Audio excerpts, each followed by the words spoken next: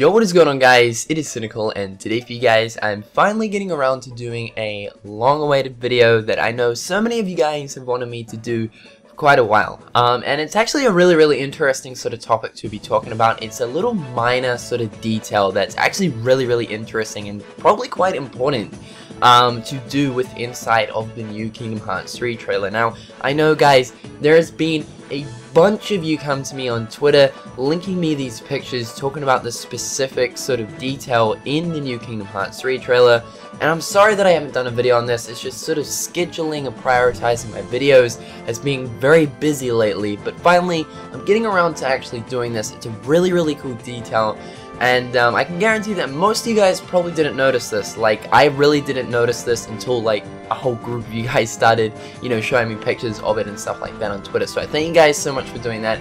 It is really hard to notice, but it's really cool, and it actually sort of, I suppose you could say, further explains the use of parkour. Not drastically, but it's a little sort of interesting detail that's quite hard to notice. But otherwise, today we are going to be going over it. Now, I want to pull up this picture right here. This is pretty generic, right? It's pretty normal, nothing really unusual going on about this picture. Obviously, this is the scene in the Kingdom Hearts 3 trailer where Sora runs up the wall. Now, you'll notice right by the wall, just pretty much milliseconds before Sora's going to run up the wall, obviously in this picture, we can see that there are some sparkles right by the wall. Of course, once Sora starts running up the wall, as you guys can see in this picture, there are no sparkles. Now, this isn't the only scene inside of the trailer where these sparkles appear. In fact, if we go over to this sort of picture right here, where Sora is hopping over the little sort of poles in the creek, you'll notice a faint little glow. It looks like sort of a more brighter type of sparkle, sort of just hovering over the pole. Also, if we make our way over to the point where Sora is hopping over the stones to get across this sort of ridge, milliseconds before it transitions to the next scene, as you guys can see, there is also a sparkle hovering over this sort of like rock where Sora can obviously hop over to get to the ledge beyond him. And lastly, if we go to the famous scene where Sora runs up the wall, obviously you guys can see that there are two pictures here displaying the same sparkle again. So basically, what are these sparkles? Why do they keep appearing, and you know, why do they keep appearing around these sort of places where Sora can perform these parkour moves?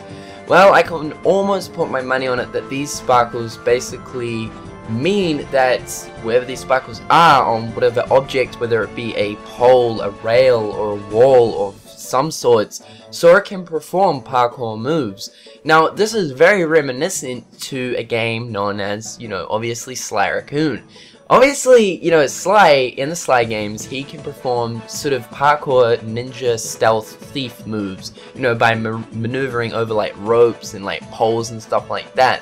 And the way that you could maneuver over these objects, and the way that you knew you could maneuver over these objects, is simply by, you know, putting these sort of blue sparkles over ropes and like rails and stuff like that. And that way you knew that you could perform those, you know, super stealthy, sneaky thief moves over those specific objects.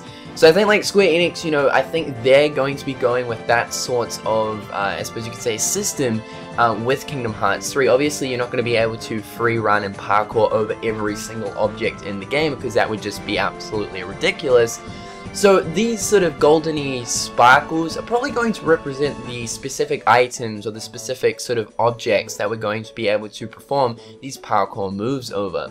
It's really small and minor detail, and you know, I was sort of 50-50 on whether making this video or not, but really I think it's actually quite important. And I believe like you probably just hold down the dodge button, which would probably be square, and then once you hold down that, you know, dodge button, you'd be able to perform the sort of parkour move over it, whatever it may be. But otherwise, guys, I just wanted to get this video out to you. It is a really interesting small detail that's actually really hard to notice if you're just normally watching the trailer. So I thought I'd give this to you guys.